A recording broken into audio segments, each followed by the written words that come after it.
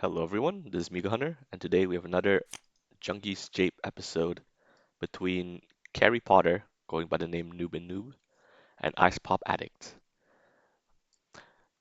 Carrie Potter, I know him from Discord, pretty funny guy.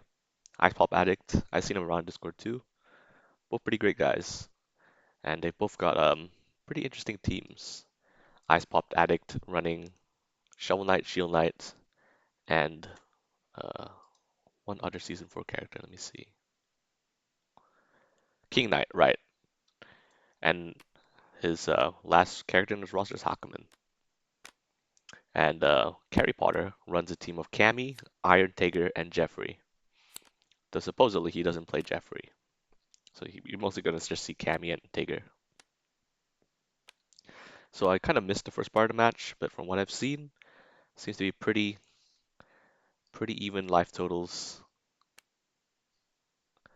pretty even game stay as well. Hakumen building a lot of gauge as Hakumen tends to do. All normals in this gauge, interesting enough. And Cammy building some 3 gauge of her own, which is very significant because with 3 gauge, she can trend CQC or gyro drive, which is the main source of Cammy's power. Cammy has very good ultras and also very decent specials that avoid damage. They're good at avoiding damage rather. So this matchup, I think it's Cammy favored just because Cammy can do a lot of stuff to basically just avoid Hakumen's big threats. Yeah, like dive kick, CQC, just completely negate what Hakumen wants to do. So Hakumen has to find ways to land big hits in while avoiding a lot of Cammy's threats.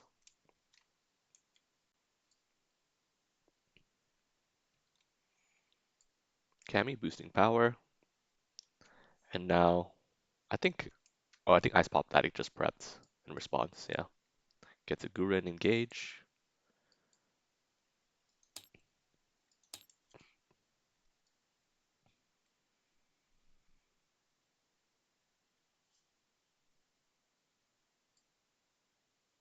And now Carrie Potter has to decide what to do here. At range 4, he can throw a Gyro Drive and actually be pretty safe. Except it does lose to a few things, like, say, dive.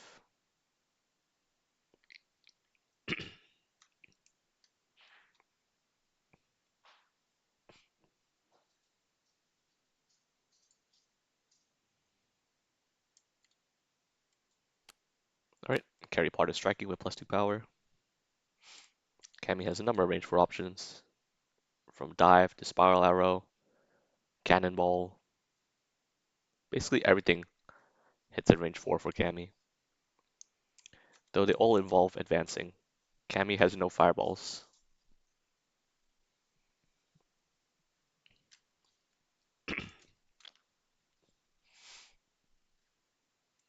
She does present a pretty trending mix-up. Cannonball is actually a very real threat.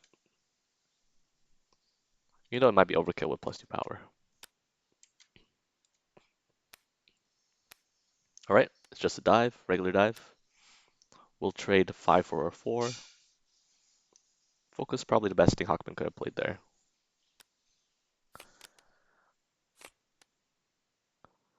But that's both focuses down for Hawkman.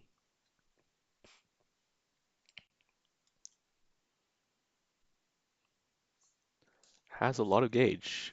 Only needs one more gauge to overdrive if he so chooses.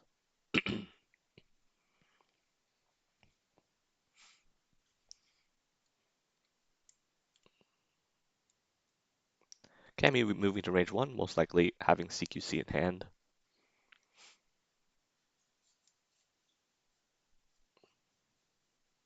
So Hawkman just cannot play Shippu and just expect it to work. Even Yukikaze, um, both ultras for Hawkman can be very difficult to hit against Cammy.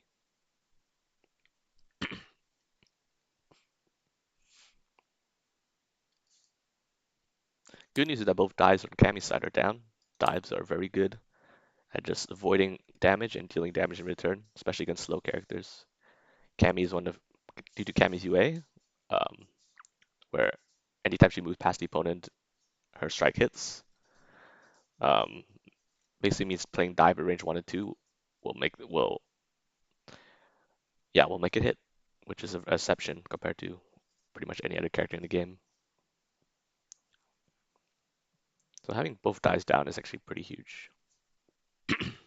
Hakumen doesn't have to worry about dives just hitting him for 5 damage and him whiffing.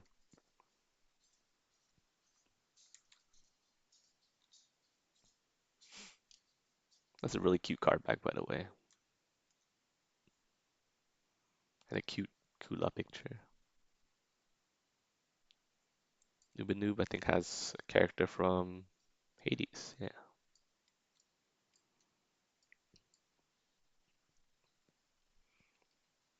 Hakumen's turn. Um, he doesn't have to strike even with full hand. He can just boost. He can just boost and just gain gauge from his UA. Unless there's a specific thing he wants to do, um, he does have to strike here.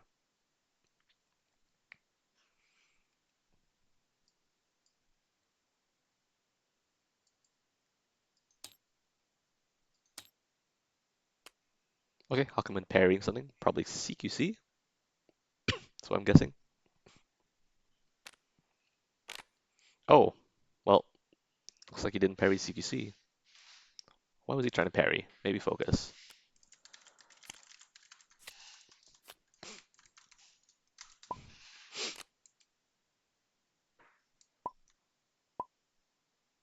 Oh, okay.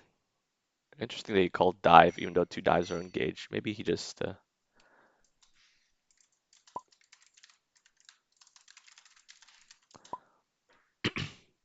okay, so just looking for hand info. Call something that's basically we already know is down. Is something okay. And end of turn draw, put Santetsu engage.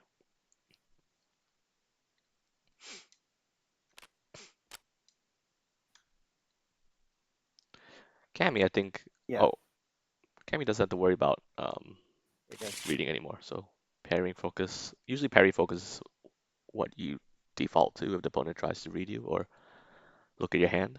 But both focuses are down, so you don't have to worry about that anymore.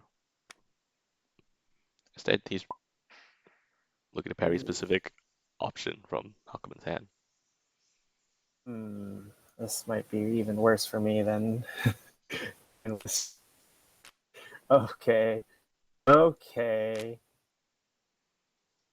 All right, we're hearing a bit of ice pop on the in-game voice as well. That's funny. Parry Shippu didn't get it, but gets hand info. Yep, just writing it down.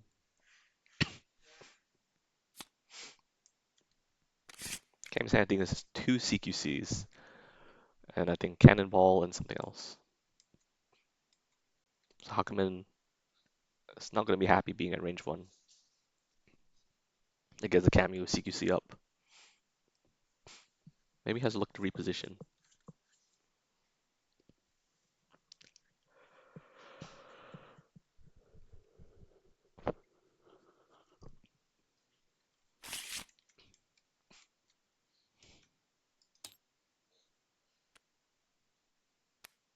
You're seeing a strike. I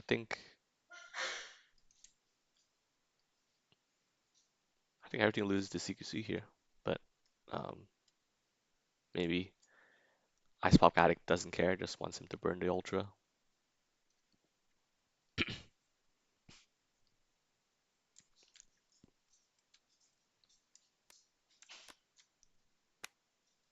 Ah, was the dive known?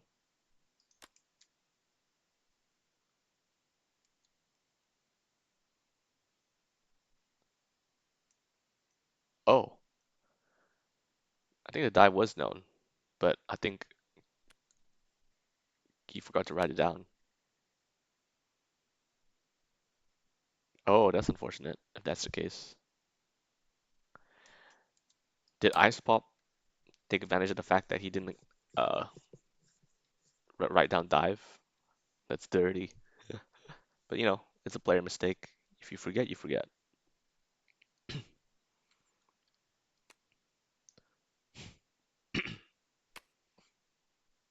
Dive makes good amount of sense. He just avoid CQC, and I don't think Harry Potter took note of that, unfortunately. I mean, I didn't really see it either.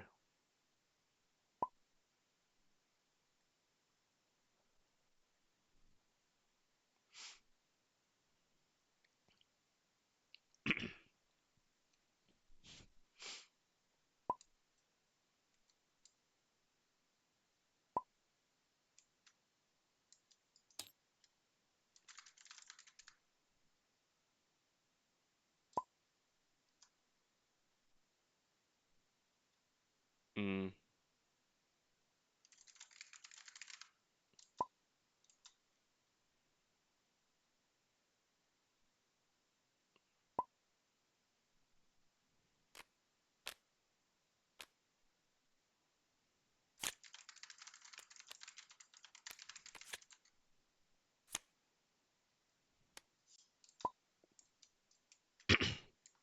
yeah. So looks like Harry Potter just missed a dive. That's unfortunate, really.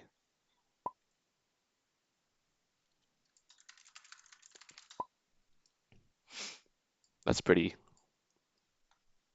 bad. But hey, Cammy still has a life lead. Still has a gauge. She can still come back.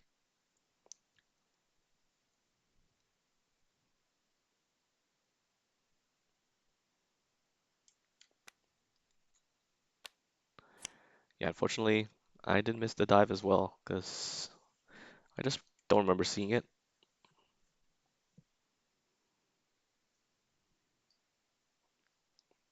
And of course, Harry Potter missed it when he wrote the info down.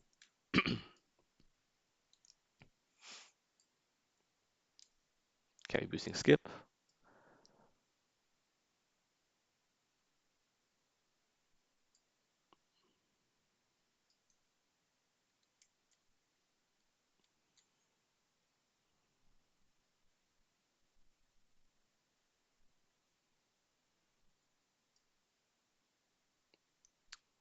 Hawkman still has no normals in hand, I think, including the spike.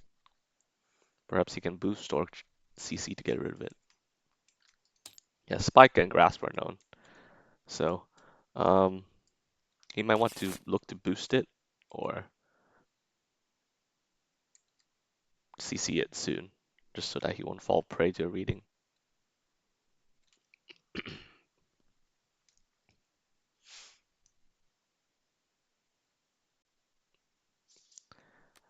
Hawkman looks like he's going to try and strike here. It's the spike. Okay.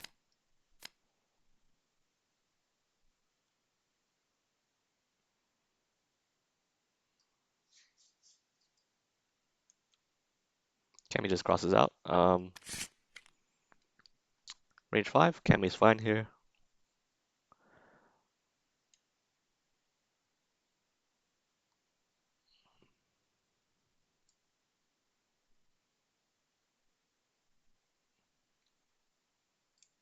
I wonder why he crossed out. I guess, let's see. I guess just to avoid potential Yukikaze, Yanagi. Renka would not hit here. So it's really just Yanagi or his counter, Yukikaze, that could hit. Other than the spike, of course.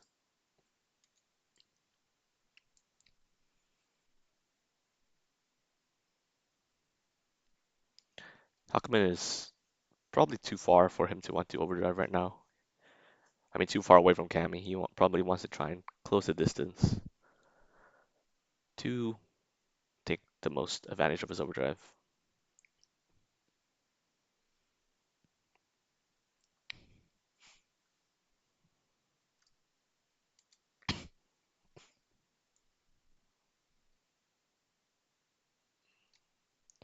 Yeah, we can always check back on the tapes later to see if IcePopAddict did show the dive. I'm pretty sure he did.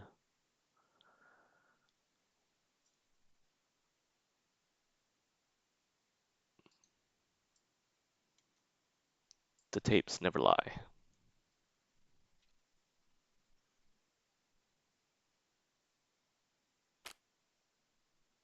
Okay, looks like Hakumen is overdriving right now.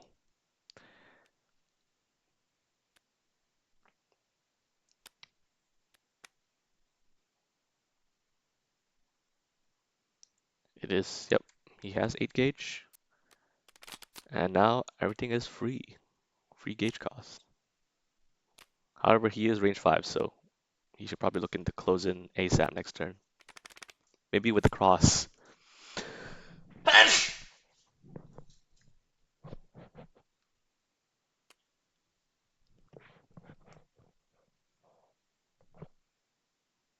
I don't know what's going on here. Maybe he made a mistake drawing a card.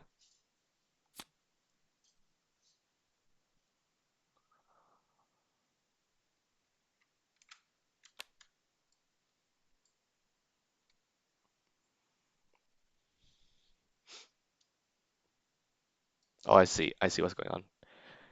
Triggers the reshuffle, so Carrie Potter wants to check his discard bit before he reshuffles. Okay.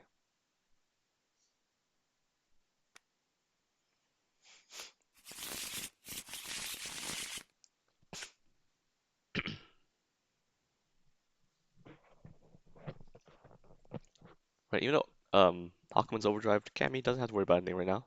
Um, can safely sit and wait for Hawkman to come to her, which he eventually will, or else he'll waste his overdrive.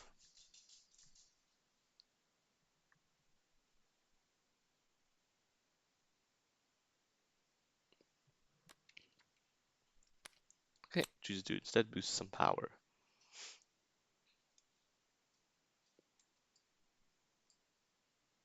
Overdrive. Choose one card to discard and one card to keep.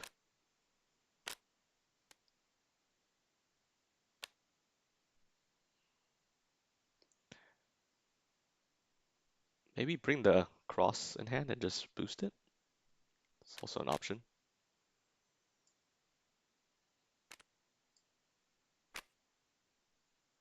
So think about what to bring back. Okay, let's bring back Gurren. Makes sense.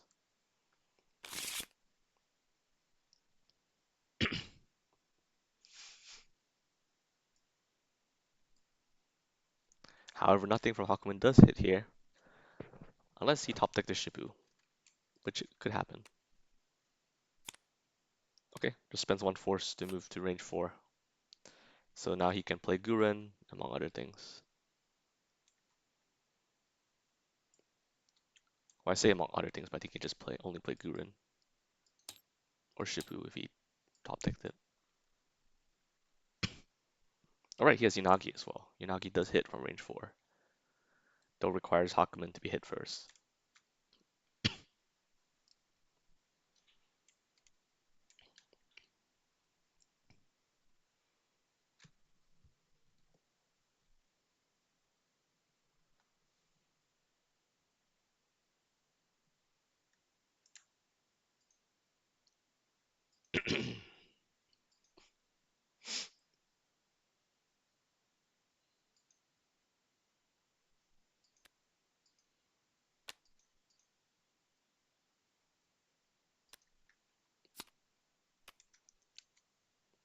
Okay, decides to parry Yanagi. Interesting.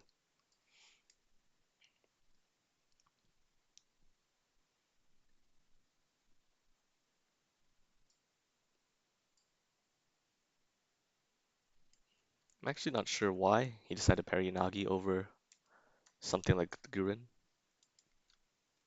Maybe because Yanagi does deal more damage. Oh, don't forget to trigger overdrive.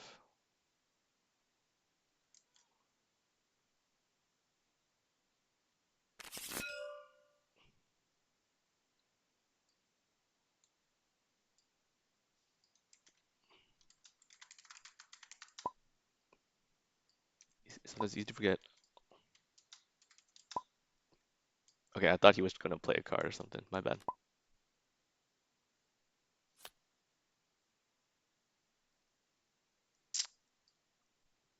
I figure might as well call it before he places a card down or something or boosts.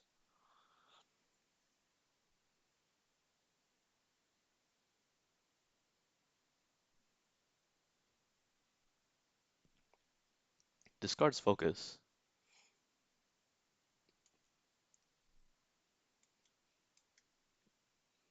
Now, what does he want to take back? He does have another focus in his overdrive in case he ever wants to use reading.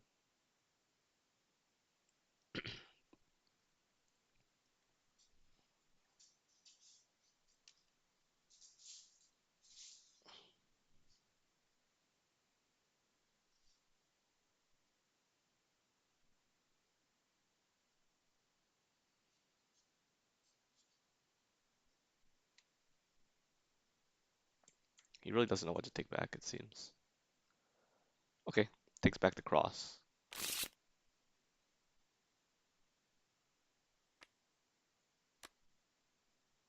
Yep, moves to range 1. That makes sense.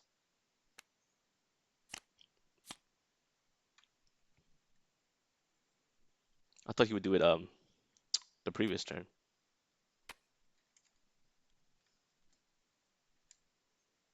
Okay, slide. Certainly a very good normal. I mean, very good boost. Give you all his normals before advanced 3. And can always threaten it. Can always sustain it. As long as he didn't play a normal attack. Really good boost.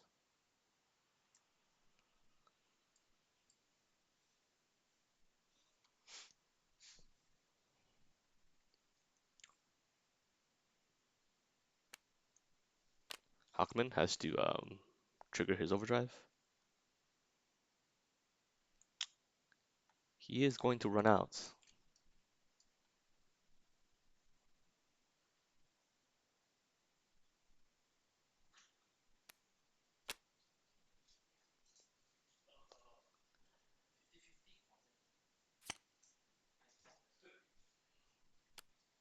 Alright.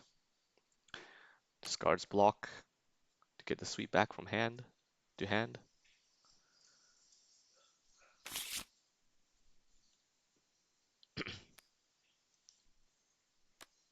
Okay, boost sweep. Has to discard for end of turn.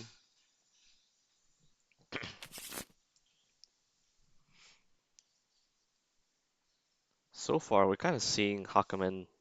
He does take advantage of the stuff in his gauge, in his overdrive meter rather, but he's not taking full advantage of his actual overdrive, which reduce all his gauge cost to 0.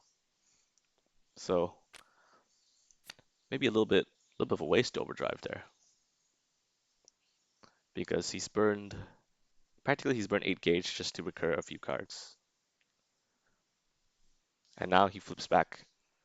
Cammy just keeps on boosting all the stats, +2 speed, +2 power, before advance 3. Potentially she plays normal. She's boosting all the stats, and yeah, Hakumen's now flips back to his front side. Okay, brings back a focus to hand. Maybe we'll try and play a reading. Looks like that is the case since he returned focus back and is searching to his discard power now. If he did play focus, potential things he could call are maybe a focus of his own, of maybe reading focus is never a bad idea since he has Zantetsu in hand. Does he? Not sure. But generally when you want to do a reading, you want to call a focus a normal that has not been shown yet, just to maximize the probability of the reading actually working.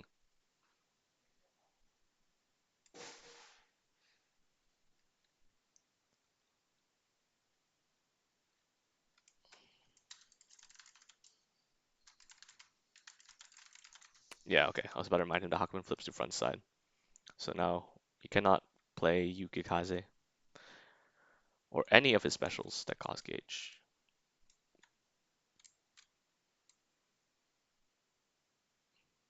Actually, technically, the thing about Hakumen is that he can play his specials even with no gauge, but they're just incredibly bad if you don't have gauge. So he might be looking to play probably a normal some kind if he's striking right now. Considering all the stats Cammy has, we might see something like we might even see a range one spike because of the before advanced tree.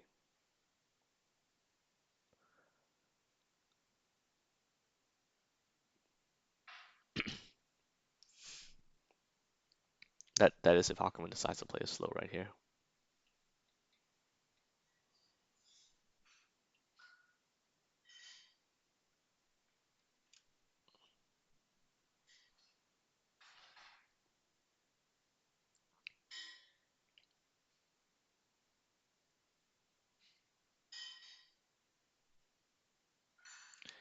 Looks like he's trying to considering playing EX attack.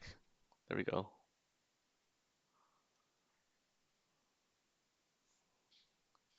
He's really not sure what to do.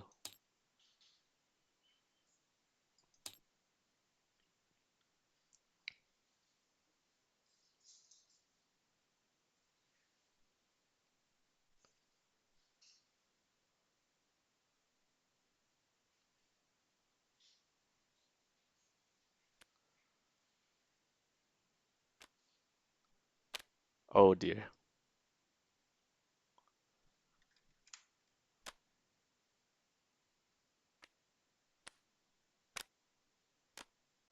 Wait, what? Oh, I see. Oh, that was a reading.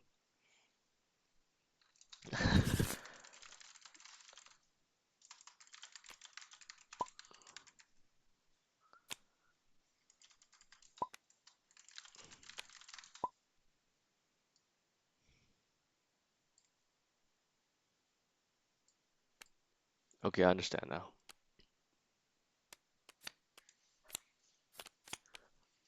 Actually, a very good reading there because it causes um, Harry Potter's focus to whiff. Very good play actually just now.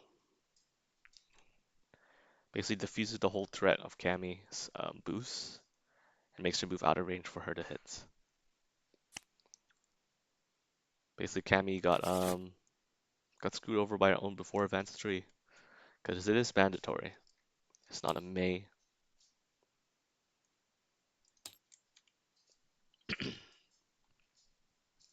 Tough.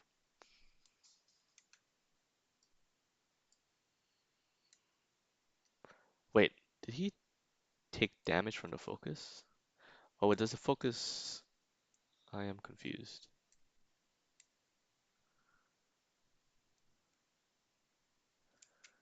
Wait,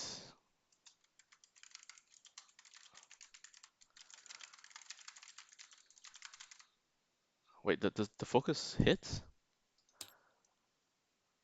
Did he get? He doesn't get extra. Oh, oh, I'm so stupid.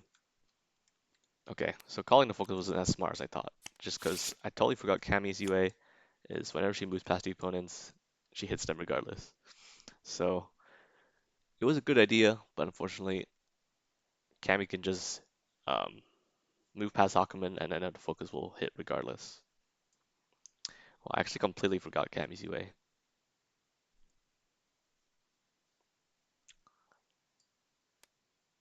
Yeah, that was very silly of me.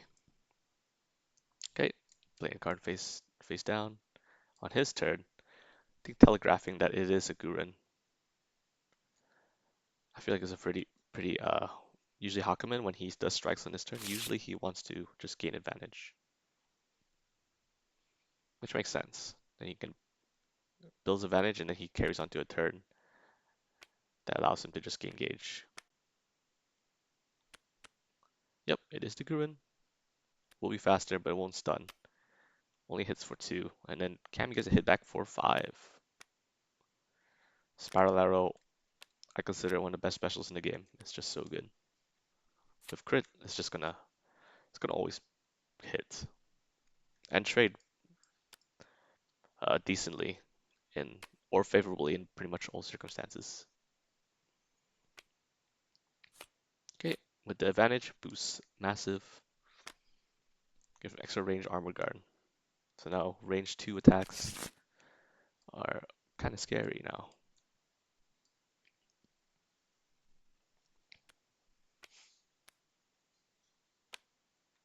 Okay, moves to range 1, gets out of the corner. Makes a lot of sense. You don't want Hakubi to take advantage of his extra range.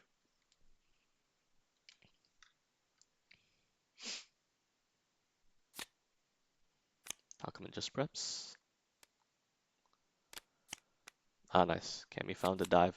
Doesn't have to worry about that boost anymore. The reshuffle already proving fruitful. Hakubi boost defend.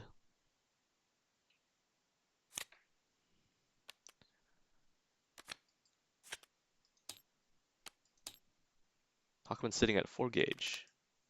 Can play Shippu.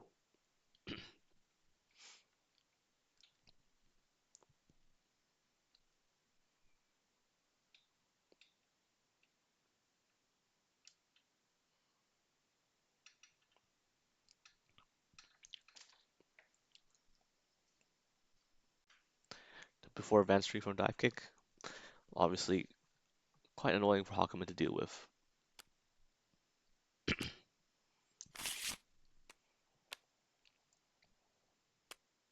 Oh,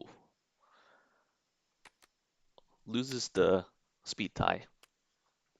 Hakubi gets the grasp.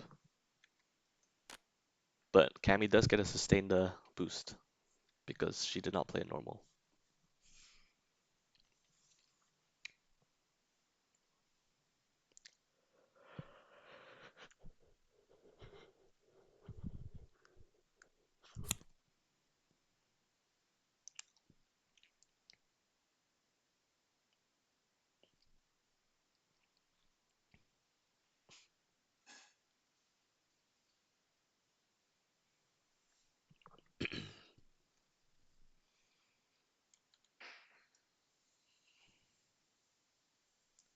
Cammy chooses to prep.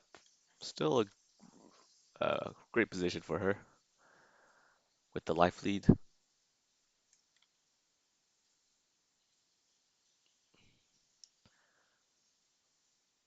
Now might actually be a great time to play Shippu if Hakumen has it. Before advanced tree does not move her out of the way for Shippu.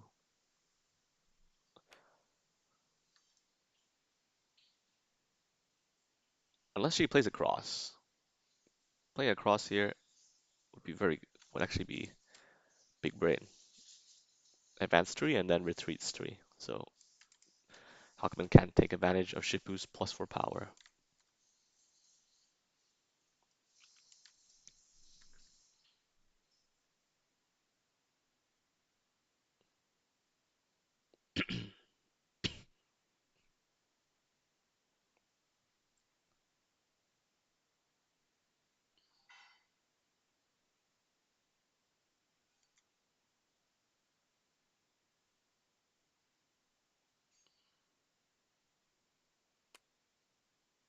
Okay. After a lot of deliberation, finally just chooses to deck it. I think that's a smart idea. It is one of Cammy's best boosts.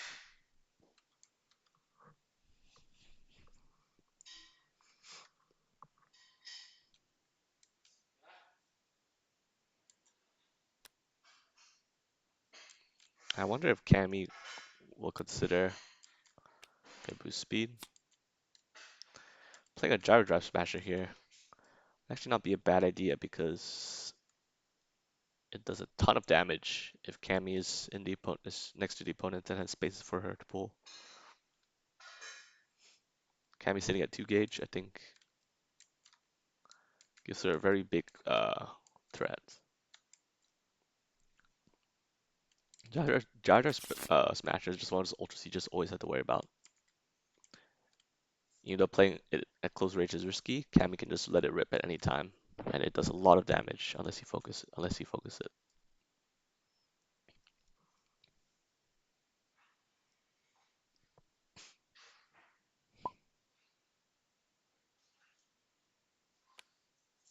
Okay, Hakumen chooses to reshuffle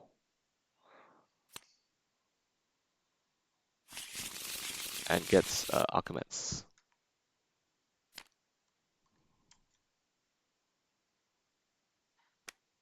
and adds. I think Hakumen has 7 gauge in total, so cannot threaten Akumet's yet.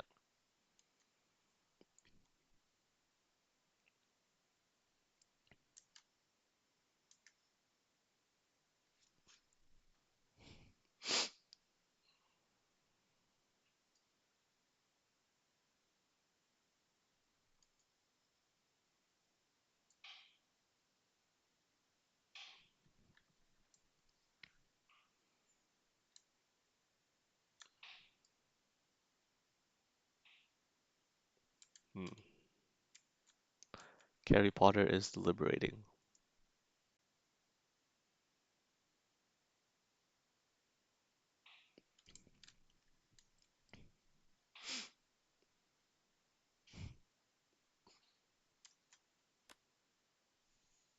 Okay, it's going for a reading. Reading is unsuccessful. The question is what he actually read. What did he actually read? Oh, oh my, that is EX Shipu.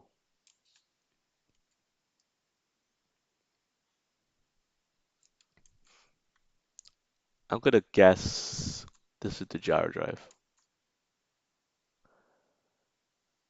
If so, then Hakumen has a couple of fast options just to stuff it if it is. Or even EX Shifu if he's not sure.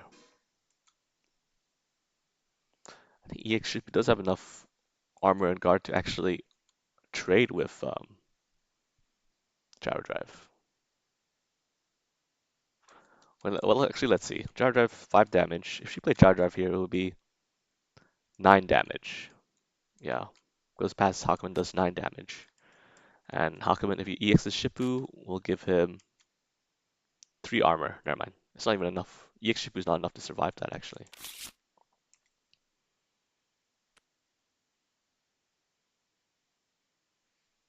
Moment of truth. Of course, it could just be purely speculating, and that's not Gyro Drive Smasher at all. It would be something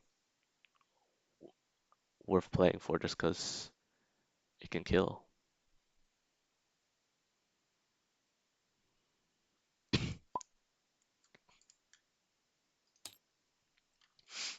Okay, dive was to read. Oh, nice. Wait, no. And EX Enma does not beat Assault. Unfortunately, does not beat Assault. That's boosted with +2 speed.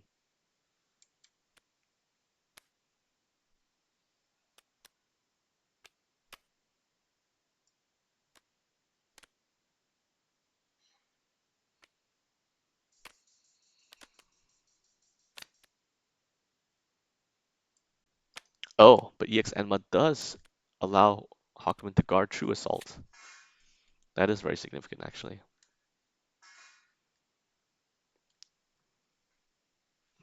Wow, Enma usually, it seems like a pretty underwhelming attack. It is something Hakumen doesn't need to threaten a fast option. Basically, kind of like a awkward DP if he EXs it at least. Wait, Assault Gate's advantage. Yeah, it's fine. Nothing happened. The cross was already known.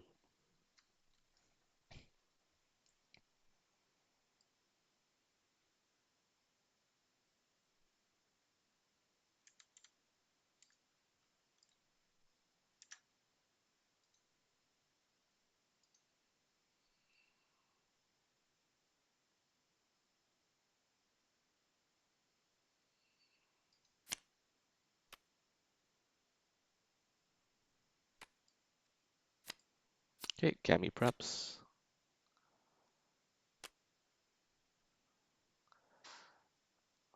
How come we discard a cross there? Was it change cards?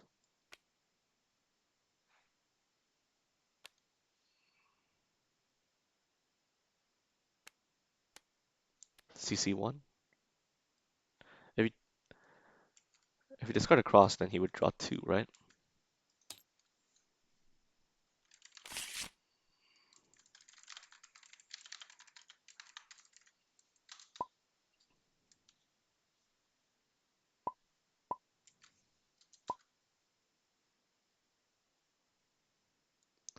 Okay, then he would draw,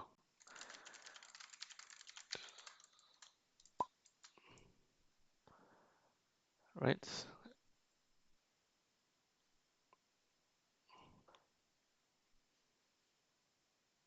Right, and then yeah, I think he should draw one more card. Yeah, there we go.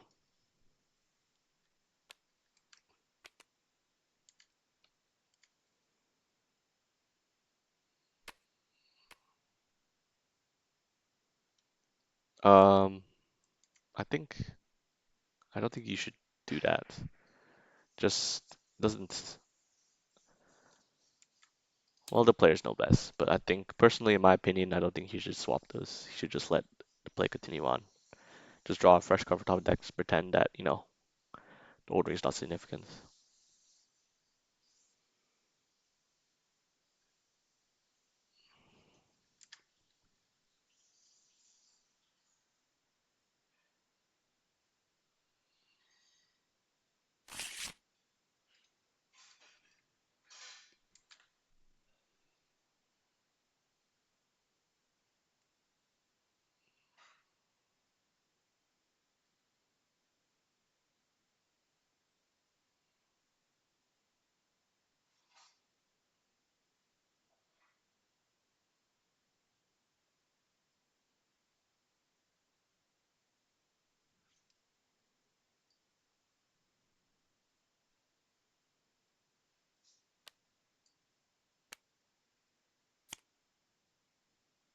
Okay, boosting plus 2 speed.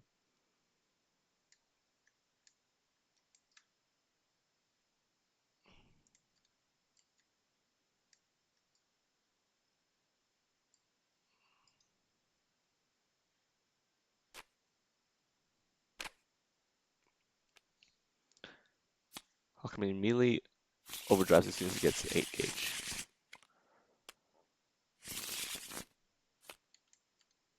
Nice. Now Shippu's a live threat. Um, Yukikaze. Well, that's actually, well, now I think about it. I don't think Hakumen has enough HP to really.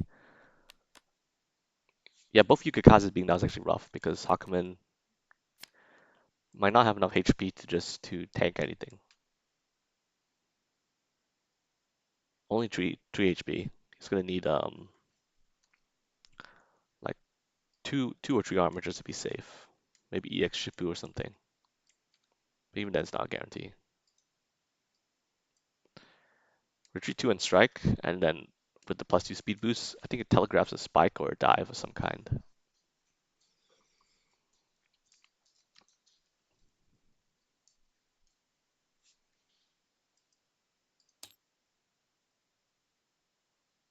I don't think it could be assault, but I don't think so just because assault is so risky. Assault into EX Shippu would just be completely lethal.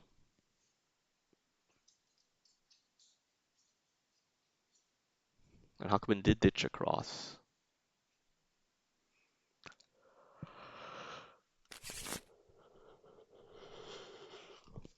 Hmm.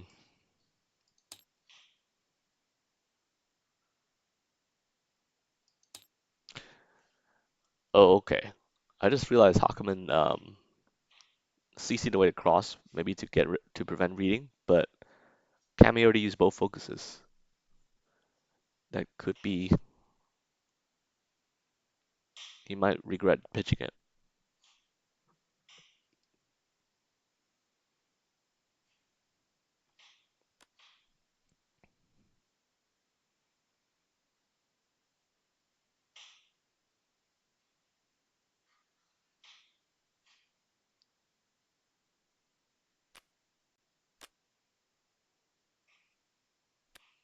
Ah, it is the spike. Yeah, spike would do it. I think that's EX Shipu. Yep. 5-speed spike on curve, arrange tree, close the game. Well played to carry Potter. Yep. Hooligan combination, certainly a good boost just to set things up. There was nothing in Hakuman's hand that could stop a 5-speed spike. Nice. Good recovery from Carry Potter, despite the earlier misplay of not noticing the Hakuman's dive. Good recovery. I think what Hakuman could have done a bit better was take advantage of his first overdrive, because blowing 8 gauge for that was actually, I mean, it triggers a reshuffle, which is good, but it was kind of a waste just because Hakuman wasn't actually able to take advantage of um, his 0 gauge expenditure. But yeah, Cammy takes game 1. Now, Harry Potter has to choose between Tager and Jeffrey for game 2. Yep. And IcePopAddict still has access to all his characters. Yeah.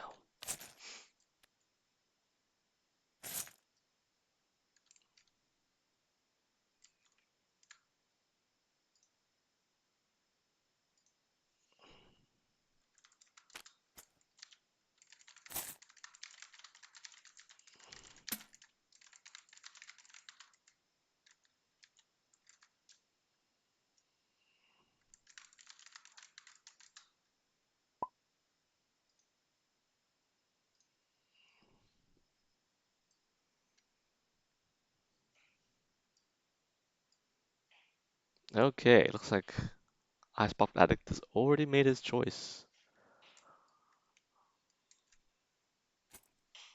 Maybe looking to take a game with Hakuman.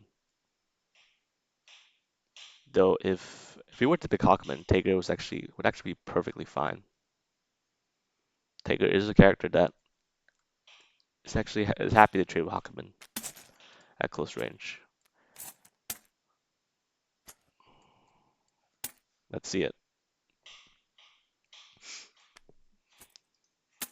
We probably won't get Joffrey. Oh, it is Jeffrey. Jeffrey. Let's just call him Jeffrey. So it appears that Noob Harry Potter. It looks like his claims of not maining Jeffrey are factually untrue. Well, maybe he doesn't main Jeffrey, but certainly does play him enough for him to bring him out in a tournament. So what to say about Jeffrey? He's good at trading. He's versatile at a lot of ranges because he has projectiles, few close range tools, and Inquisition is very good because the transform on it basically allows him to spend 2 force to cancel any boost you play.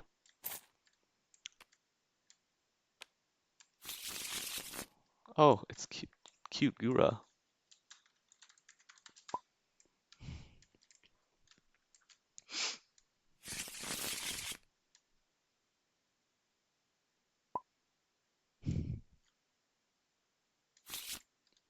All right, IcePopAddict should take turn 1. Indeed, he does.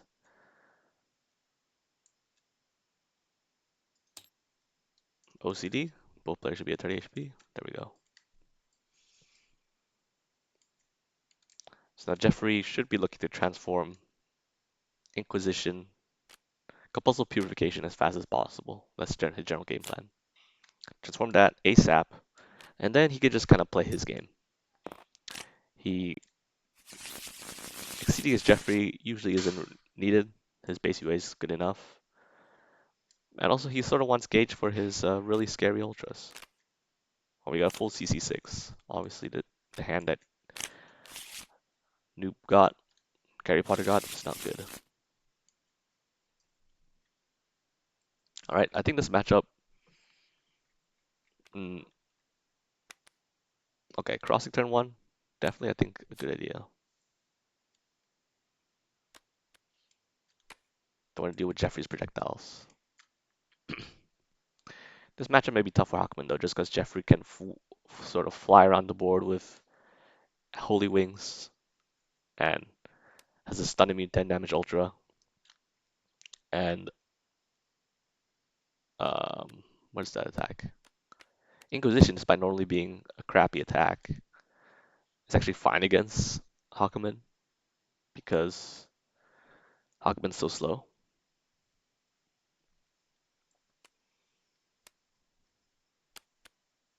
Okay, you see a trade. 4 for 4.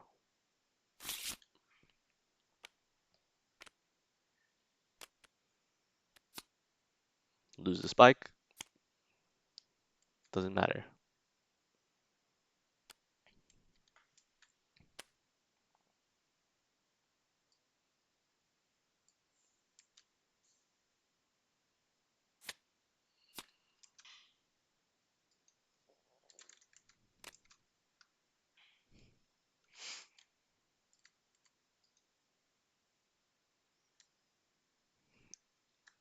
Again, we might see a gauge full of normals.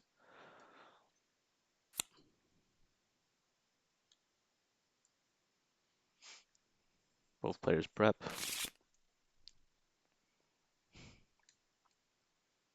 Jeffrey's UA is very simple. It's just attack is higher speed, he gets 1 armor, 1 guard. That's generally just a pretty decent UA, just allows him just to happily trade. But that means he is a bit soft to attack stat ignore armor.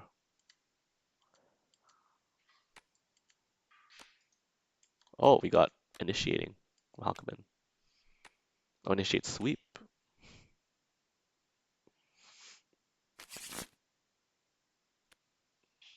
Ooh, gets rid of Crusader's Oath. Pretty tough card to lose.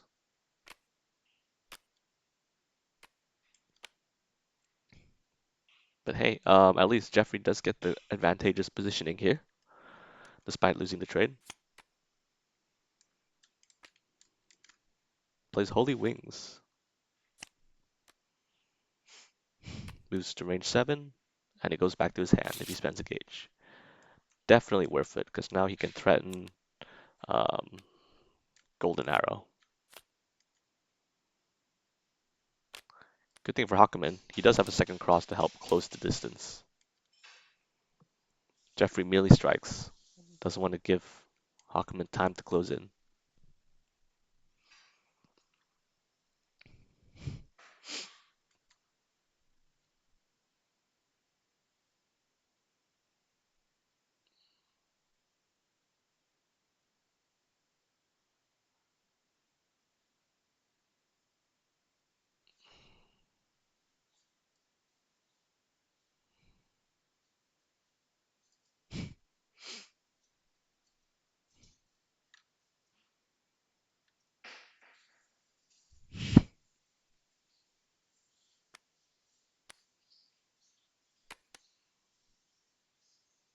Yep. Here's the Golden Arrow on curve on range 4. Definitely fine to play here. Pushes 1. Unfortunately, forces to spend 1 gauge close to and miss.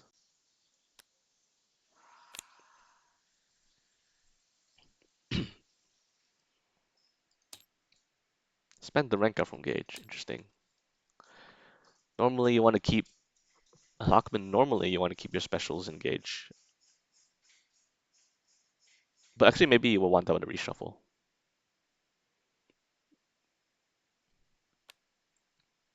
Oh, Hakumen striking. Probably an assault. Oh, it's a dive.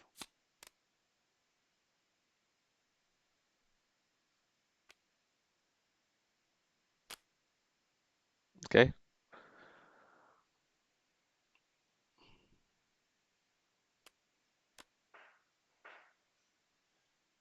Jeffrey's striking with his 1 unknown card. We already know he has a viable judgment in hand.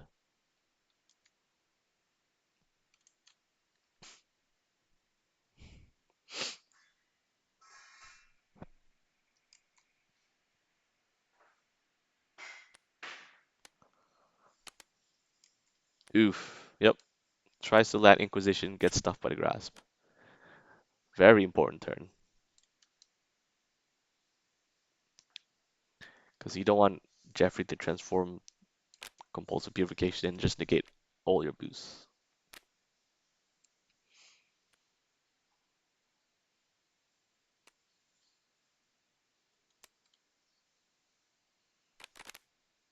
Alright.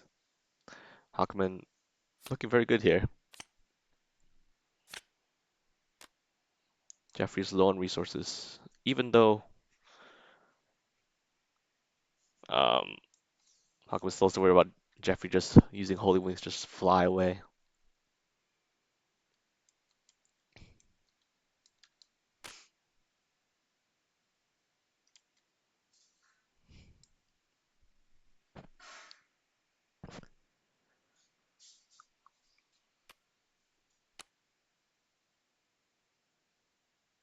Hakumen initiating a lot of strikes.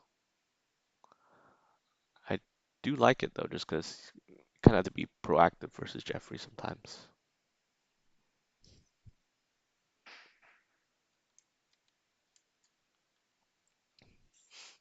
It could be Zantetsu, it could be quite a few things.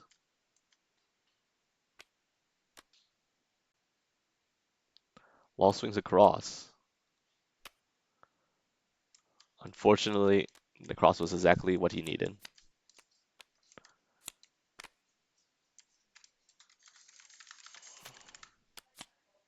He only spent 1 gauge. You only have to spend 2 gauge on hits. So very fortunate wall swing there. Don't forget to take the damage on. Did Hakumen take tree?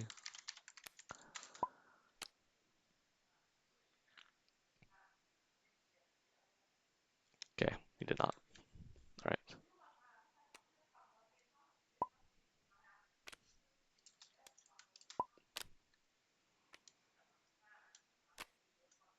Sacramento Blades. Now hits a block, but he's actually perfectly fine with that because now the life the life advantage swings to Jeffrey's way.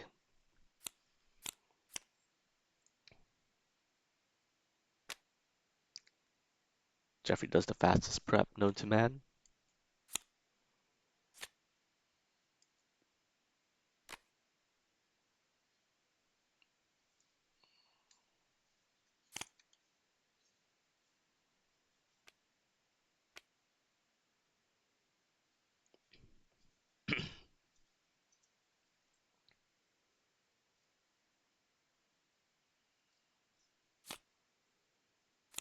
We can see a real prep wars going on.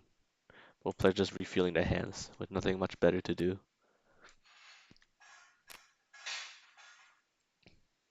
Yeah, that wall swing from Jeffrey really affected the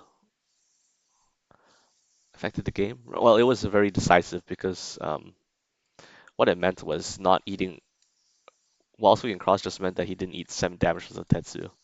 And the cross also helped him set up for Sacramento Blades, his fireball.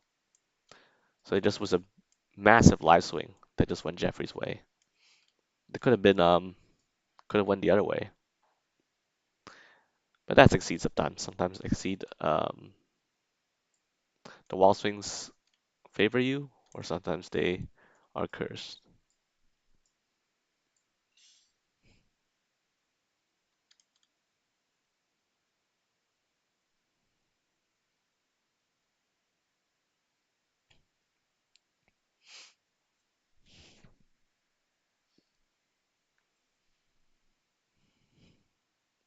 Jeffrey thinking about what to do here. Um, he can close, maybe might look to close some distance to ignore to disregard that boost. Close the distance or go even further away. Ask Hakumen to come to him.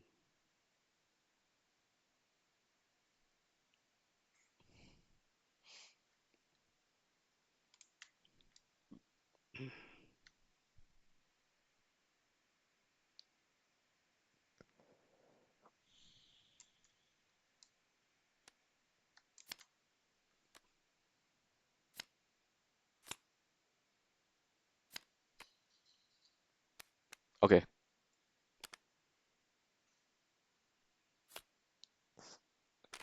spends one gauge and one force to move to range one.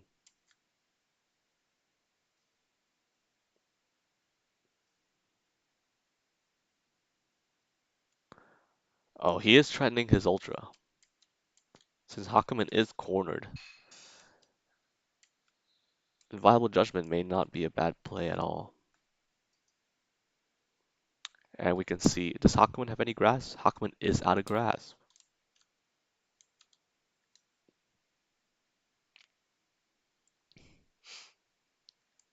Viable Judgment looking very good here, actually.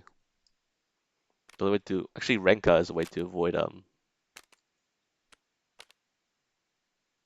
Renka is actually a way to avoid getting hit by Viable Judgment just because he just needs some sort of hit push effect in order to not get smothered by that 10 damage Ultra. Okay, Hakumen choosing to overdrive.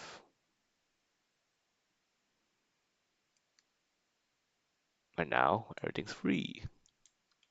Triggers to reshuffle.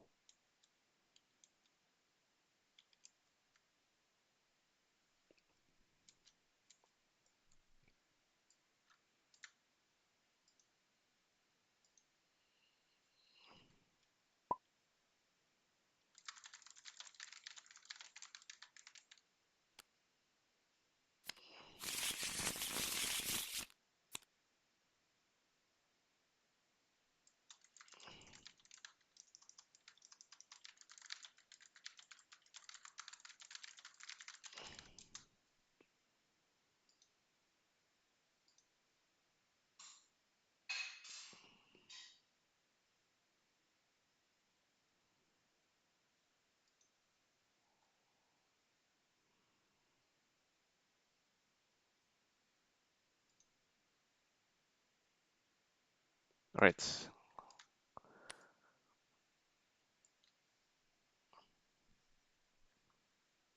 now Jeffrey kind of has to think, what does he want to do here?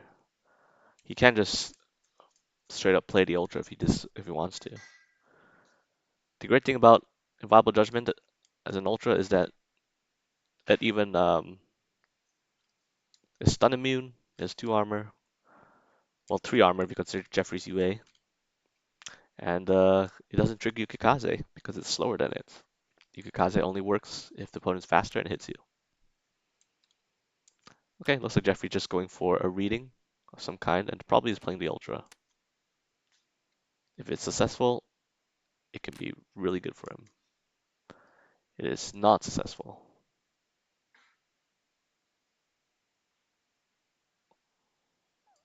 But we do see a lot of Ultras on IcePopAddict's side. Maybe blocking is the prudent choice here.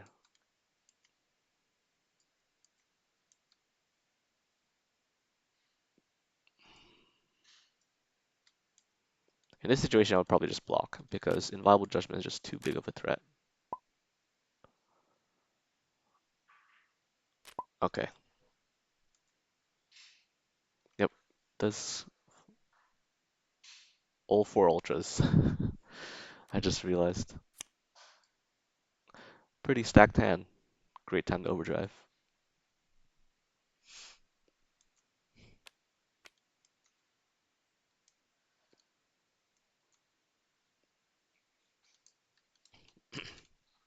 Either he blocks or he plays Shippu to trade with Inviolable Judgment.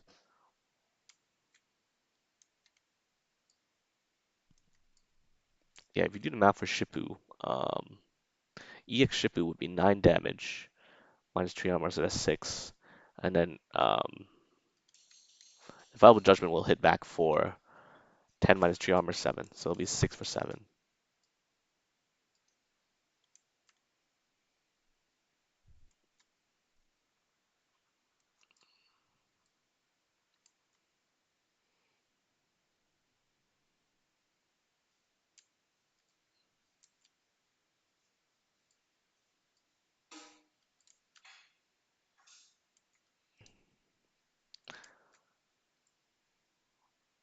Sticking thinking hard about this. Doesn't want to get blown up, understandably.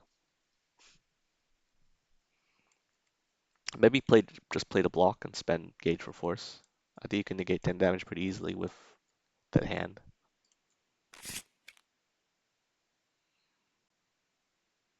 Because EX Shippu, as good as it is, still doesn't trade favorably against Inviolable Judgment.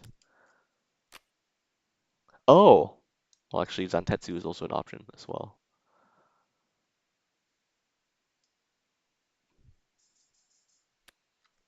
But, we'll still be eating 10.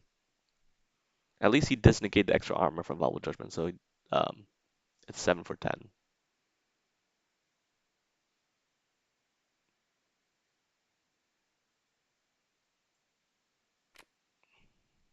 Jeffrey blows all his gauge to do a lot of damage.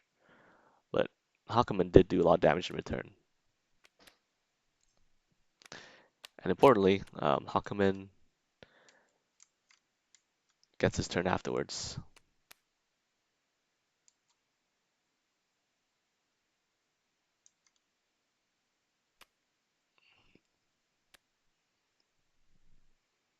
Maybe Hakumen here will want to play EX Shippu on his turn.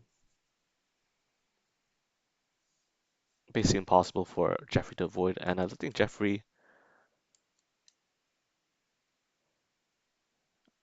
doesn't really have anything to stop EX Shippu from being safe, except for Inquisition. In this case, the ignore armor for Inquisition actually um, would be very deadly to Hakumen. We'll see though.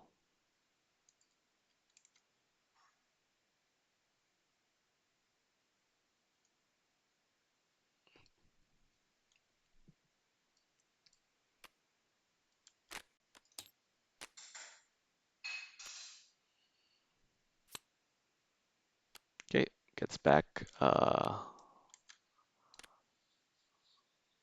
Inagi from Overdrive.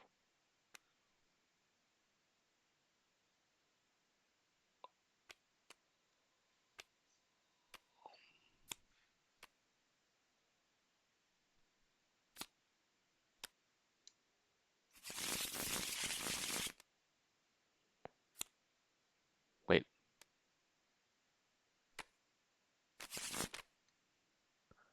what happened here?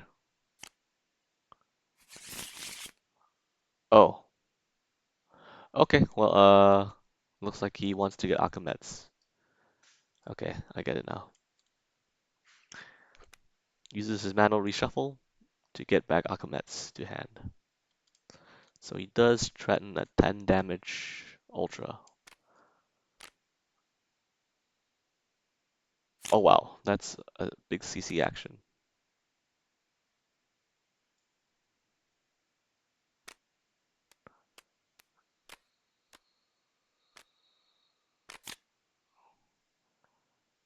CC 5, yep, you get 6 cards.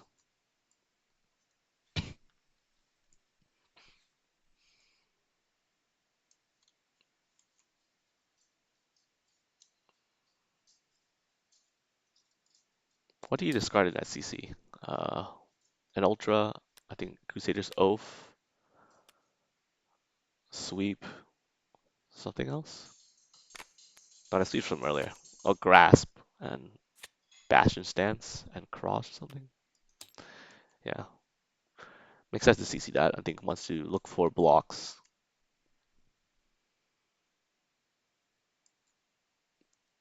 Okay, he returns something to hand. I think it might be normal. Did he return reading? That's maybe something that he could have done. Since a fresh CC action will leave Jeffrey vulnerable to reading. Well, not vulnerable, but higher likelihood of being hit by reading if IcePopAddict can get it correctly.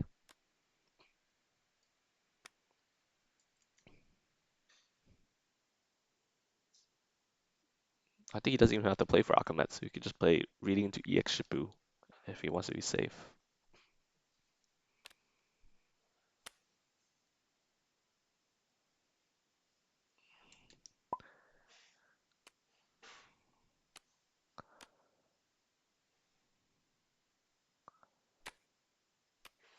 Oh, Oh, yeah. Oh, right, because Akametsu is safe because, yeah, because Carry Potter cannot be hit. I mean, not Carry Potter, I mean, IcePopAddict cannot be hit at range 1. So indeed, that will seal it. Hawkman takes game 2. It's a bit of a flashy way to end. I think EX Shippu would have been appropriate, would have been fine.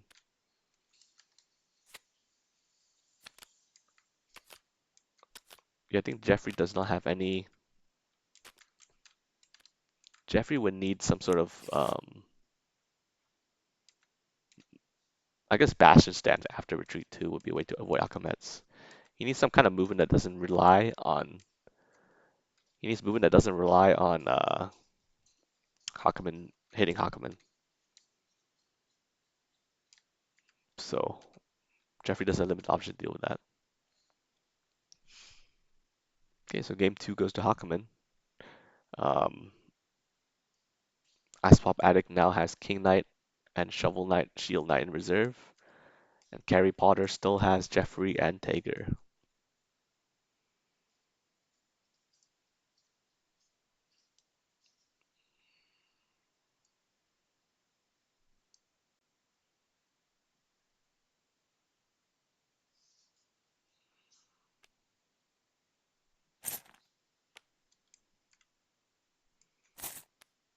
I think we might see Carry Potter stick to Jeffrey just because I think Jeffrey is totally fine against both King Knight and Shovel Shield Knights.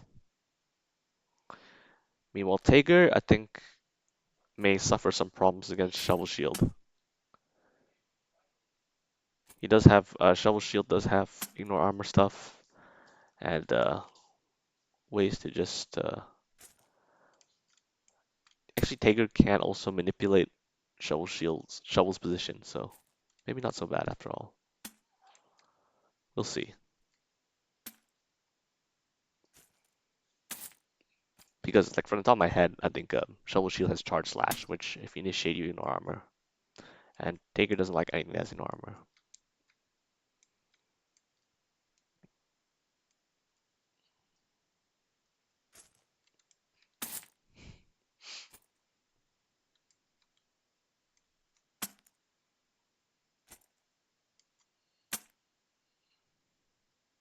All right, let's see it. Do we have the Jeffrey returning?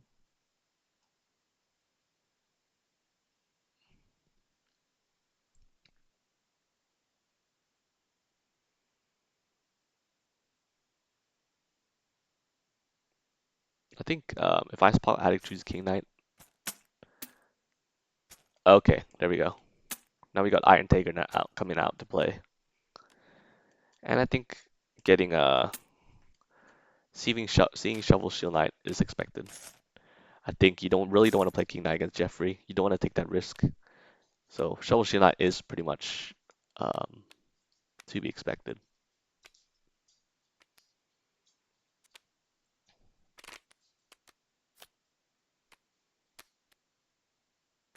Meanwhile, Tager, yeah, let's see. Yeah, in this matchup, I think could be actually okay for Tager because Tager can mess up Shovel's positioning. Like Shovel's Exceed, where you put Shield Knight between him, like it can be easily ruined by Tager just pulling, so that Shovel Knight does not get extra armor. On the other hand, Shovel Knight has stuff like Charge Lash, which can be a menace. Um, there's a few pushes and stuff as well.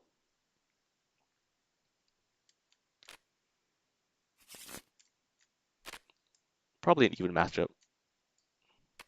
Let's see how it plays out.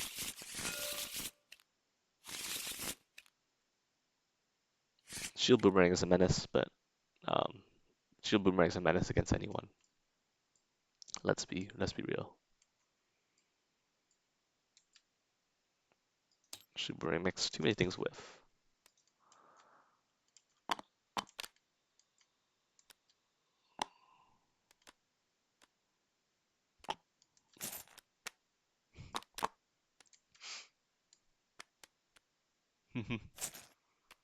Cute card backs.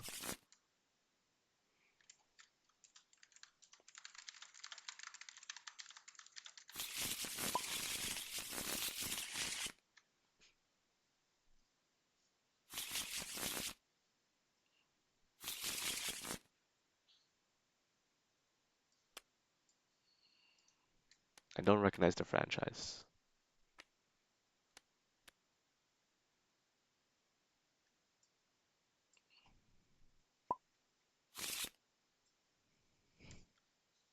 Dork Dragoon. Are these OCs? Or are they fighting game characters? Ah, okay. Oh, they're for Shadowverse. The girl is cute. And the dude's just T-posing. Alright. Harry Potter likes to go first.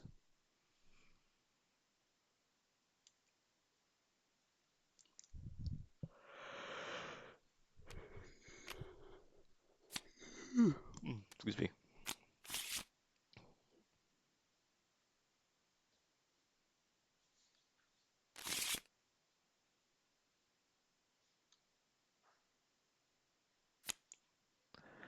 Oh, looks like Shovel Shield Knight is happy with his hand, didn't choose the mulligan. Taker prepares turn 1.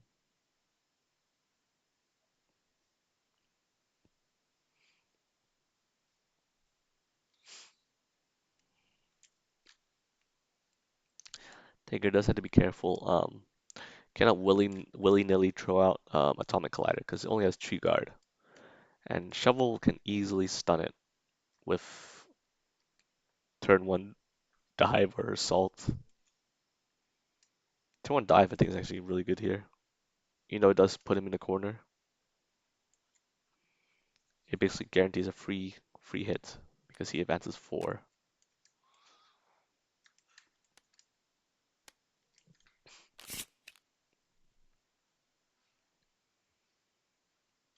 I think the flavor behind that is the Shovel Shield Knight is launching Shovel Knight with her shield so that he just springs forward and attacks. Yep, block is good. And there's the dive. Yep.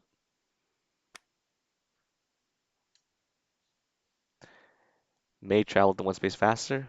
Chooses not to travel 1 space fast. 1 space. Chooses to just go in front of. Doesn't want to corner himself, obviously. But he gets like the option select of basically choosing whether to advance further or not.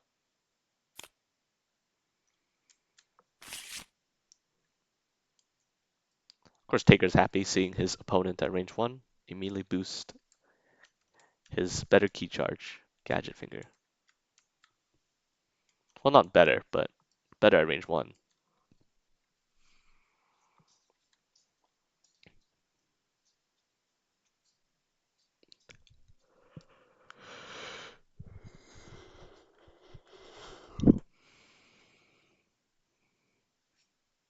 Shield Knight, what he can do in this range is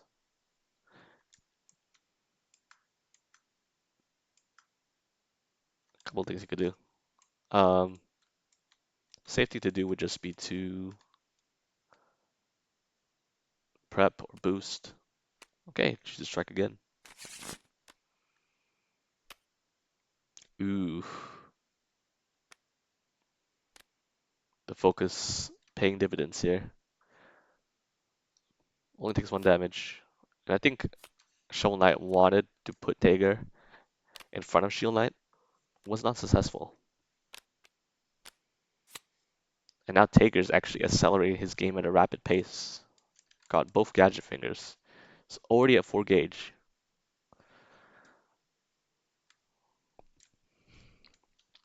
Things are looking great for him. Suddenly, both Tager's ultras are online. Okay, as an action, moves Shield Knight onto his own space.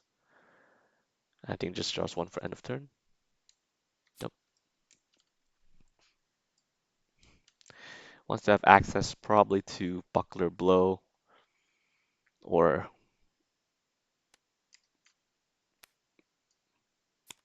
yeah. Okay, boosting +2 speed makes sense. Wants to threaten an 8 damage, 8 speed, 10 damage ultra.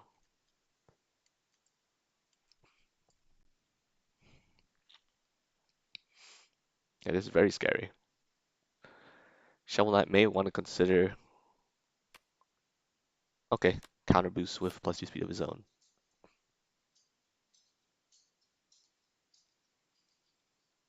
I think if Taker's attack, I think maybe he'll do it.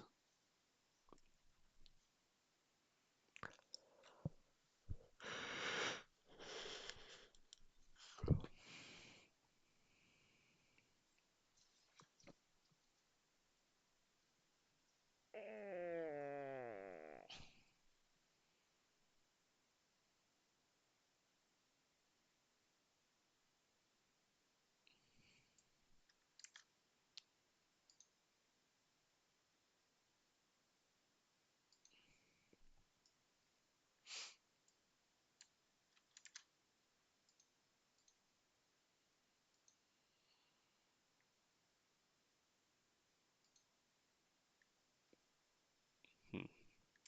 Harry Potter thinking about his turn. He is in the driver's seat.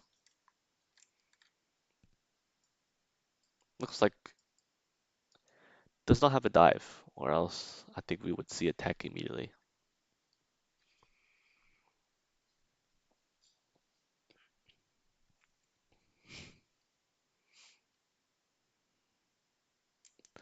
Boosting any kind of armor guard was also be pretty good here.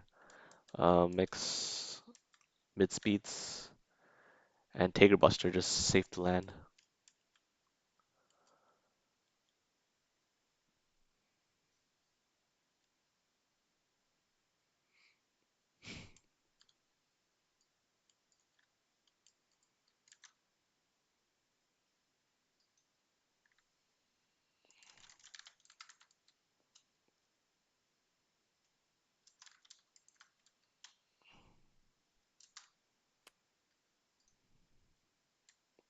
Ah, okay. Boost heavy. Great choice. Plus 4 armor cannot be pushed or pulled. The +2 speed basically doesn't give heavy any downside.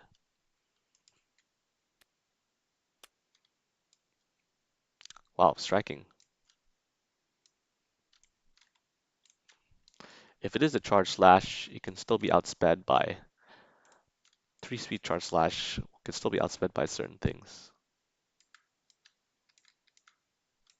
Perhaps it's something like could be shovel drop or something to avoid. There's several ways to avoid Taker Buster if he does go for it. Think yeah, Shield Gong would be another way. Okay, it's a cross. Okay, well, it takes no damage. I think 8 speed initiate 8 speed cross makes complete sense.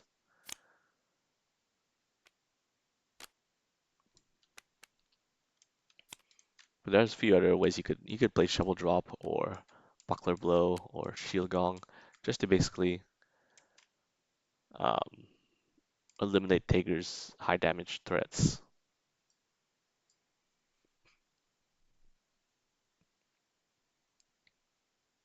Taker thinking about striking here.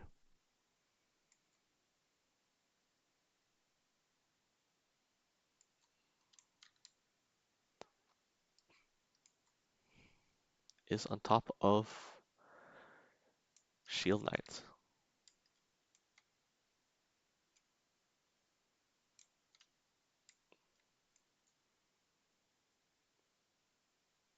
Since Shovel Shield is a puppet character, he can strike for 2 different ranges at once.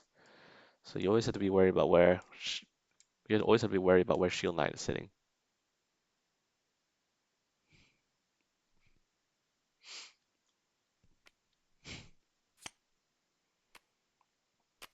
Oh, nice. Pulls 2 and strikes.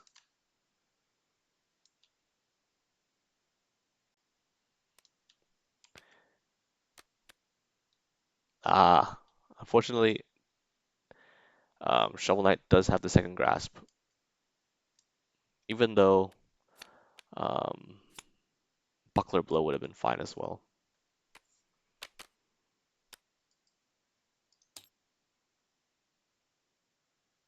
I think he spends.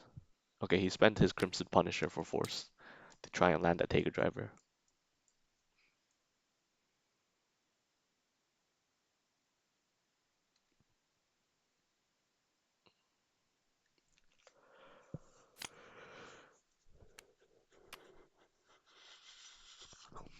While Taker striking melee. I think this is probably an assault, just to bring him back to range one and take his turn again.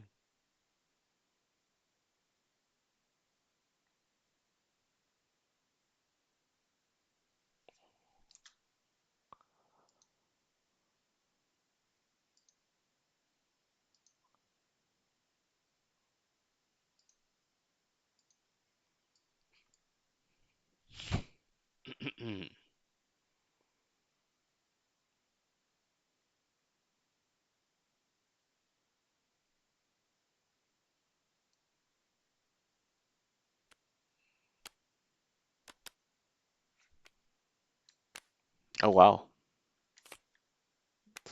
does read the assault successfully and plays Discovery to stuff it.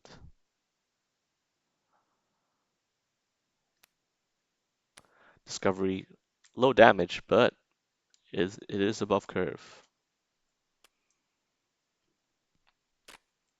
Puts the shield gong from hand to gauge, and Discovery goes to gauge. Now Shovel Shield has a lot of gauge, can threaten his ultras or just exceed.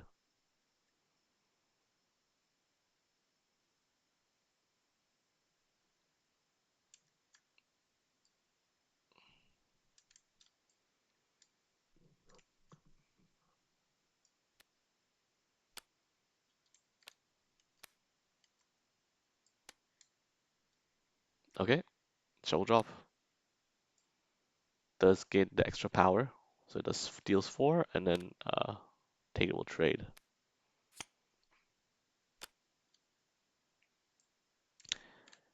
Shovel Knight does corner himself, but of course just the almighty Shield Boomerang to stop him. Shield Boomerang, let's just say,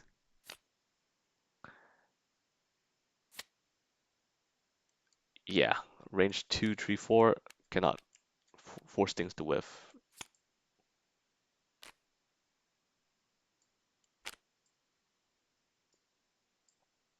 Okay, looks like he tried to parry, probably tried to parry Shield Boomerang.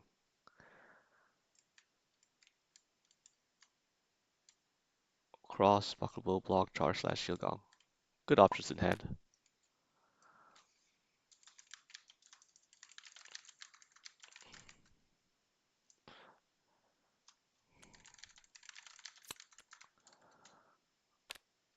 Okay, cross get out of corner, makes complete sense.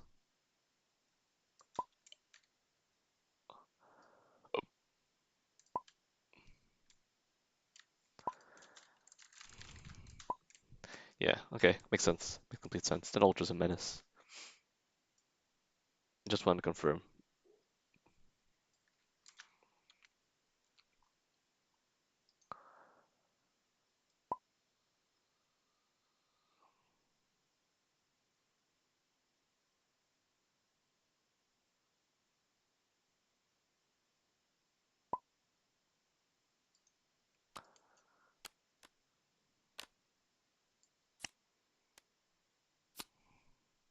Alright, cross to move to range 1. Taker probably still has his big ol' Taker Buster.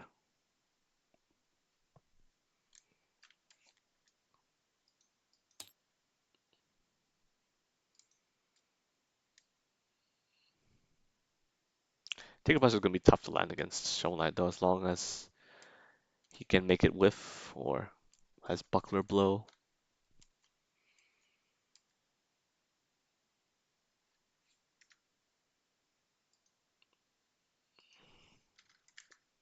Hmm.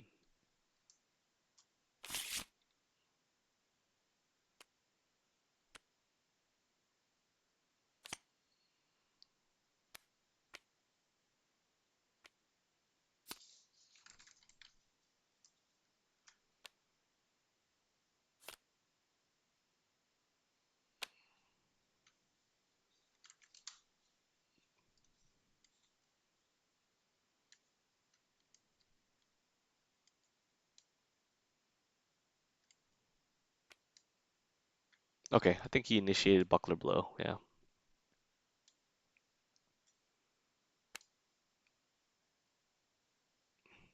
Yep. And then I think Taker wall swung into a grass, which obviously loses. Only takes 2 damage though. Doesn't really care.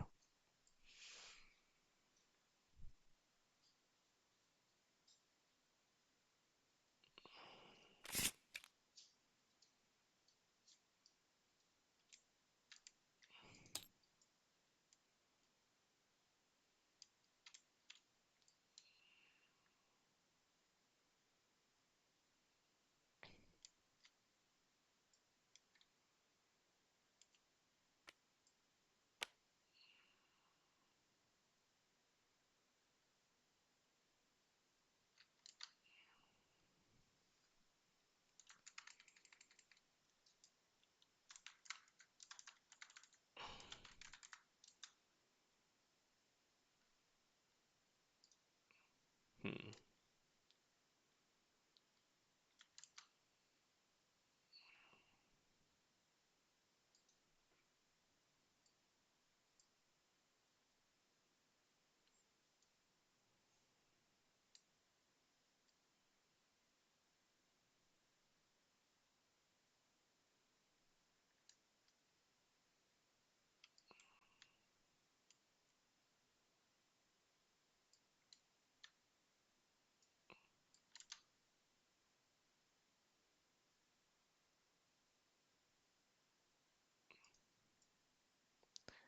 Do do do do do do do do do do.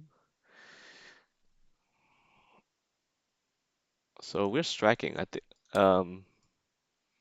based on the known cards, it's prob looks like it's yeah, looks like it's one of it's probably a fresh top deck because initiating block, charge slash, or buckler blow doesn't make sense.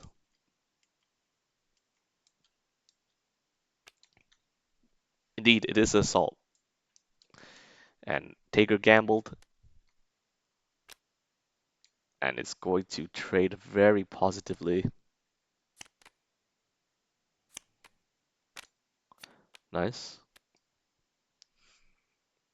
I think that was a tough ultra to play in that situation on range 3, but it worked out very well. Was actually just a hard call out on an assault or something to close. So now Shovel Shield gains advantage, but at what cost? Suddenly Taker does have the life lead, and Shovel Shield is at range 1.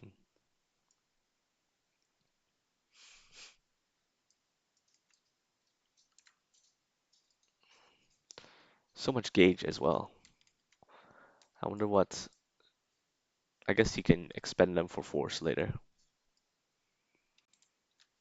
All he needs to do really is to keep at least 3 gauge or 2 gauge for 3 gauge for a shield boomerang, and he's happy.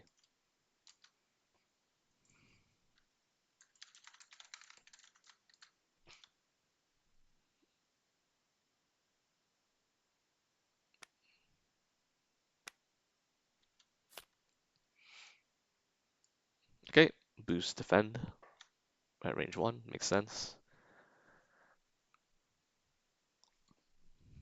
If Shoshinada not careful, might just eat a Taker driver. Taker driver benefits from the defend boost very well.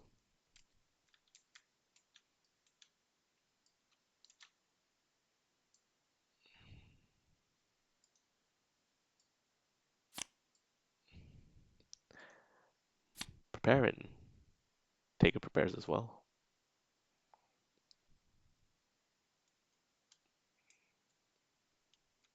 I think Shovel Knight should be looking to create a bit of distance. Or not. I think actually that charge up makes sense. Charge up is an amazing boost. Gives him +2 power, +2 guard. Allows him to just trade. Trade like a beast.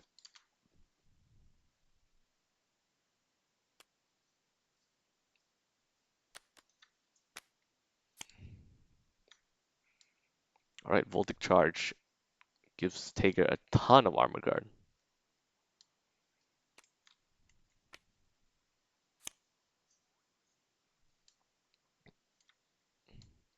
Move Shield Knight back one space. Interesting. So this is telegraphing a setup for Shield Boomerang.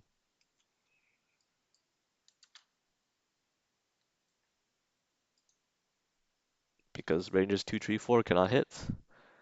And that's basically all the spaces in the corner.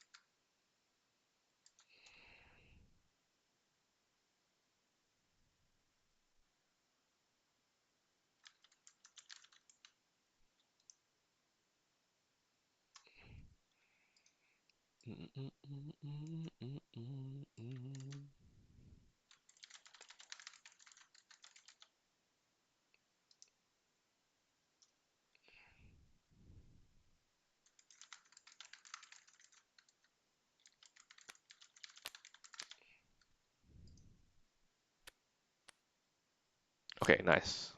Does cross to move on top of Shield Knight, so she cannot play Boomerang. You know the problem is that Shovel Knight can always just recall her on top of him.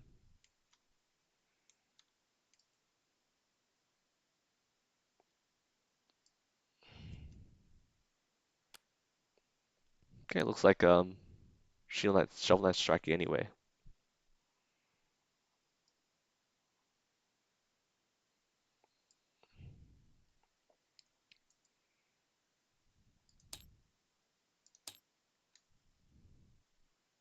Crosses are down. Oh, it could be a buckler blow or a shield gong just to push Tager away.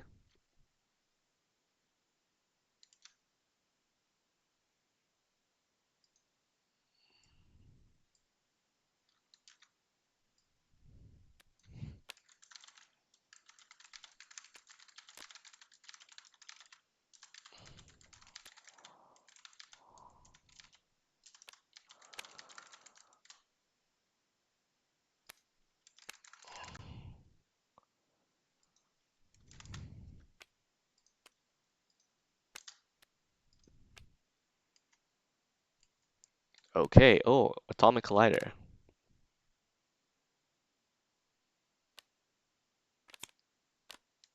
Will Charge Slash does unfortunately ignore the armor that Tager has boosted, but it does confirm the hit.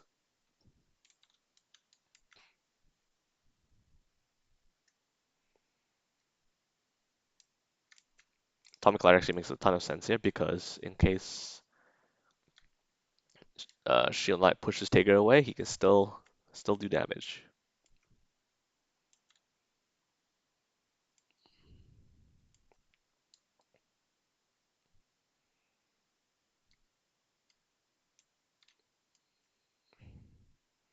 Shovel Knight still has the block in hand, so ooh, Demon Cells. Very powerful boost.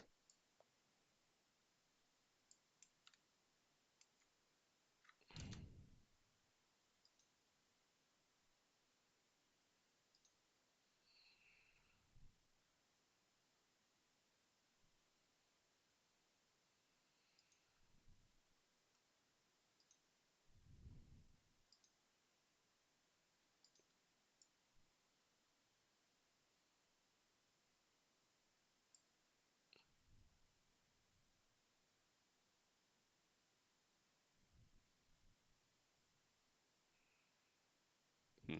Did Shovel Knight just prep? I must have, might have missed that.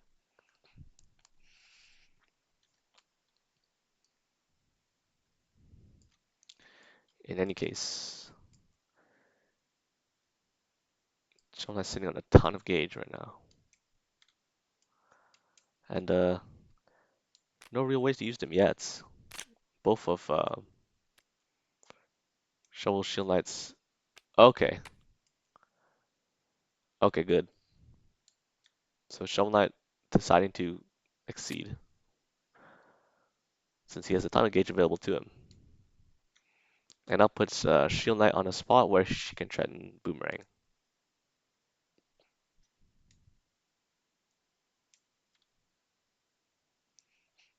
I think that's like it was a direct response to the Demon Cells boost, so that doesn't have to worry about the +2 power.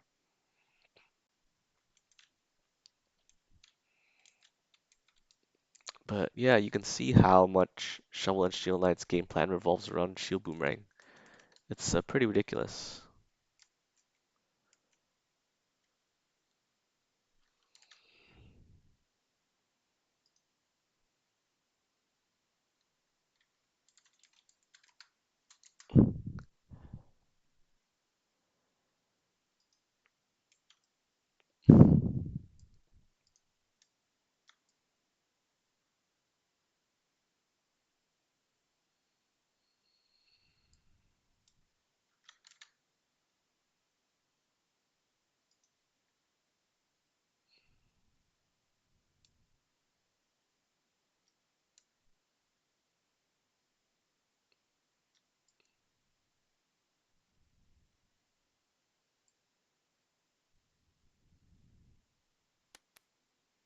Okay, Taker decides to reshuffle. Gets back some options from hand.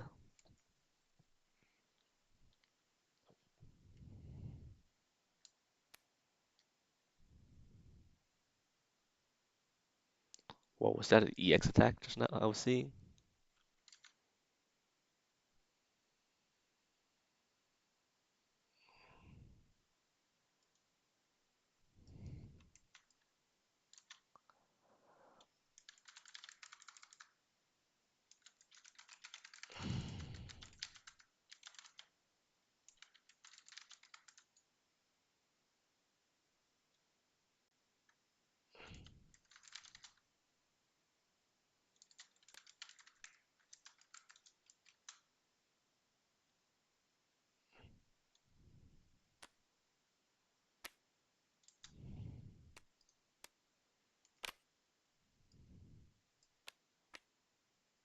Ah, okay.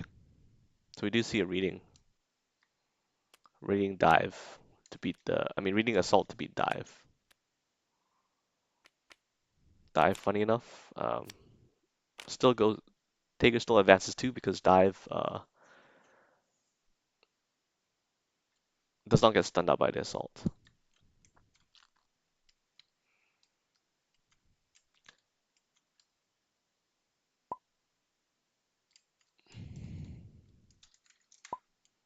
Nope. But never whoa, EX attack. Nani? What could it be? Could be a spike, maybe? EX spike would kill. Oh no.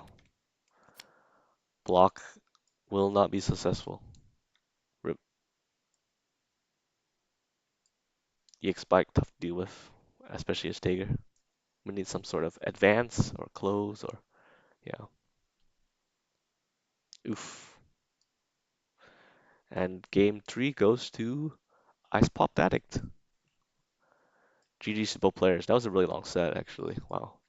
Um, yeah, I better stop the recording here before it gets even longer. But yeah, just both players played well. Yeah, what else is there to say about it? We got to see some cool characters. Yeah, it was cool card backs. Yep, good stuff. Thanks for watching.